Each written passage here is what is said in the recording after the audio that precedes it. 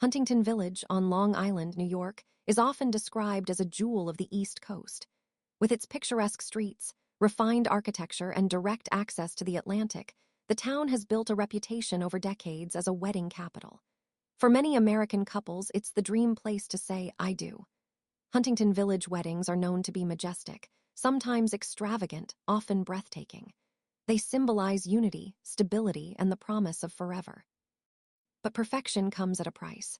The cost of celebrating a wedding there is astronomical, and while the celebrations can be unforgettable, many couples find themselves afterward facing arguments, debts, and disappointment. Still, for those who can afford it, the town offers the ideal setting: a sea breeze, a timeless landscape, and the promise of happiness. In 2009, Annie La, a young woman just 24 years old, was preparing to live this very dream. Her wedding was planned in Huntington Village, scheduled for the month of September. Like so many brides before her, she was in the middle of the frantic final weeks of preparation. Choosing her hairstyle, testing makeup, finalizing decorations, the details piled up, adding to the stress. Nights grew shorter, anxiety higher. Yet Annie was determined. She wanted this day to be the most beautiful of her life. By her side was her fiancé, Jonathan Wadowski, a doctoral student she had met years earlier. Their love story began at the University of Rochester. Annie was in her first year of studies, Jonathan too. Their personalities couldn't have been more different. Annie was outgoing, cheerful, full of energy, while Jonathan was quiet, introverted, and thoughtful. And yet from their first meetings, something clicked. Opposites attracted, and a deep bond formed between them. In 2008, Jonathan made his love official with a proposal. He offered Annie a ring, and she accepted with joy. Their marriage was now only months away. At the same time, Annie was excelling in her academic path. Her intelligence and determination opened the doors of Yale University in New Haven, Connecticut, where she joined the pharmacology doctoral program. Her research focused on degenerative diseases.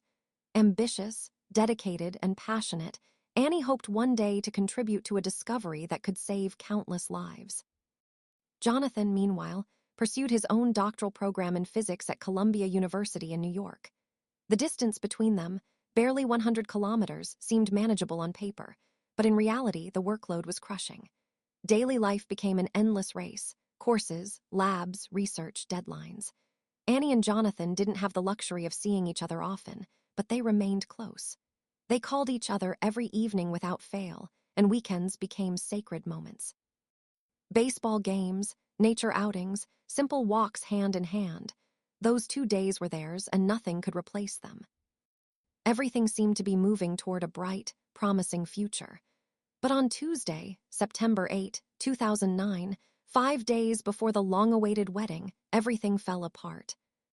That morning, Annie went to her laboratory at Yale as usual. Surveillance cameras captured her at 10:09 a.m., entering the building on Amistad Street, where she conducted her research.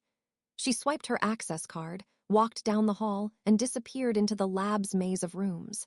But that day, Annie never came back out. At first, her absence didn't raise alarm. People thought she was simply late or busy. But by evening, Annie still hadn't returned home. Her roommate, worried, tried to reach her. Calls went unanswered.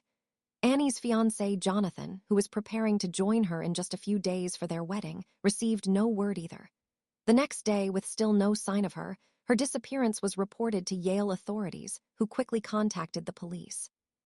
Investigators began by exploring the most likely possibilities. Could Annie, under the immense stress of her studies and her wedding preparations, have cracked? Could she have fled, taking time away from everything? This possibility seemed weak. Annie wasn't the type to run away without a word. She was reliable, meticulous, and responsible. She loved her fiancé deeply and looked forward to the wedding. Voluntary disappearance didn't match her profile. The police turned their attention to her surroundings. The Yale campus was considered one of the safest in the United States. Surveillance, security officers, access control, everything was thought to minimize risks. Yet the last trace of Annie was inside that laboratory. Her access badge confirmed her presence in several rooms that morning, the last being room G22. From that moment on, no new movement was recorded. Annie had vanished inside. Investigators discovered her cell phone and wallet still in her office. Those were things she never left behind voluntarily. The atmosphere grew heavier. Something had happened. The FBI was called in. Agents set up a command post on campus. Their first priority, question Annie's inner circle. Jonathan, the fiancé, was at the top of the list. It's a sad but common reflex in disappearance cases. The partner is often the first suspect. Jonathan was interrogated, his alibi checked, his phone calls examined. He even submitted to a polygraph test, which he passed without issue. Jonathan was cleared. Attention shifted back to the Yale laboratory. Colleagues were questioned, security tapes scrutinized. Agents noticed something curious. On the day Annie disappeared, a fire alarm forced the evacuation of the building. Was this a coincidence or a diversion created by her potential attacker? Searches expanded. Investigators dug through dumpsters, fearing Annie's body had been hidden in the trash during the chaos. Nothing. Days passed. Anxiety grew. Annie's wedding date approached. Media began to cover the story intensively. A brilliant Yale student, about to be married, vanished without a trace. America was captivated. Then came the first physical clue. While combing through room G22, investigators spotted a small brown bead on the floor. It matched Annie's necklace. A little further, faint traces of blood were found on a wall. The lab was sealed as a crime scene. Searches intensified.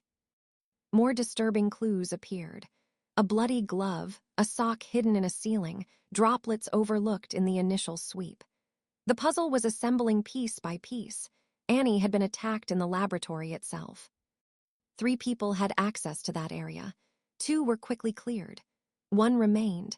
Raymond Clark, a 24-year-old technician responsible for the care of laboratory animals. Clark was known as meticulous, sometimes overly so. He often reprimanded students for not respecting hygiene or security procedures. At first glance, he was a man devoted to his work. But when investigators questioned him about Annie, his answers seemed rehearsed, evasive. Surveillance footage showed him leaving the lab during the fire alarm. Sitting on stairs outside, head in his hands, visibly agitated. Suspicion grew, but proof was still missing. On September 13, 2009, 2 days before Annie's scheduled wedding, a horrible discovery ended all hope.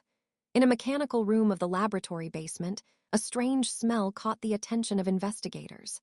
Behind a wall panel, crammed between pipes, they found Annie's body. She had been hidden headfirst inside a confined space. The autopsy later revealed she had been strangled. The fairy tale of Huntington Village was forever shattered. Instead of a wedding, a funeral would be organized. DNA traces left no doubt. Samples taken from Annie's clothing matched those of Raymond Clark. The young technician was arrested on September 17, 2009. He first denied, then changed versions, but faced with overwhelming evidence, he pleaded guilty in 2011. His sentence, 44 years in prison. The motive? Investigators believe Clark developed an unhealthy fixation on Annie. Her charisma, her energy, her upcoming wedding, all of it may have triggered in him a mix of obsession, frustration, and rage. When she resisted his advances or confronted him about his behavior, violence erupted. Annie's story remains one of the most shocking tragedies in Yale's history. She embodied intelligence, ambition, and love. She was on the verge of a life she had built step by step, surrounded by family, friends, and her fiancé. Instead, she fell victim to a senseless act of violence. Today, her memory endures. At Yale, tributes were organized. Scholarships in her name support young women pursuing scientific research. Her family and Jonathan, her fiancé, continue to carry the pain of her absence, a wound that can never fully heal. This case is a chilling reminder. Evil can lurk in the most unexpected places. Behind the walls of an institution dedicated to knowledge and progress, a predator was hiding in plain sight. Annie trusted her environment, her colleagues, her routine. That trust was betrayed. Her dream of Huntington Village never came true. But her story continues to echo, warning us all of the fragility of life and the importance of never underestimating the darkness that sometimes hides behind ordinary faces. If you made it this far, thank you for listening to Annie's story. Cases like hers deserve to be remembered, not only for the tragedy, but for the life that was taken away too soon. Annie Lowe was more than a victim.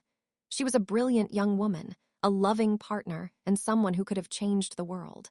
And it's in telling her story that we keep her light alive. Annie was more than a victim.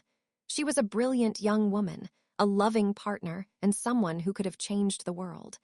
And it's in telling her story that we keep her light alive. If you found Annie's story important, please consider giving this video a like. It helps more people discover cases that deserve to be remembered. I'd love to hear your thoughts in the comments. What struck you most about Annie's case? Do you think institutions like universities are doing enough to keep students safe? And if you want to hear more true crime stories like this, don't forget to subscribe and turn on the notification bell so you won't miss the next video. Thank you for watching, and thank you for keeping Annie's memory alive with me today.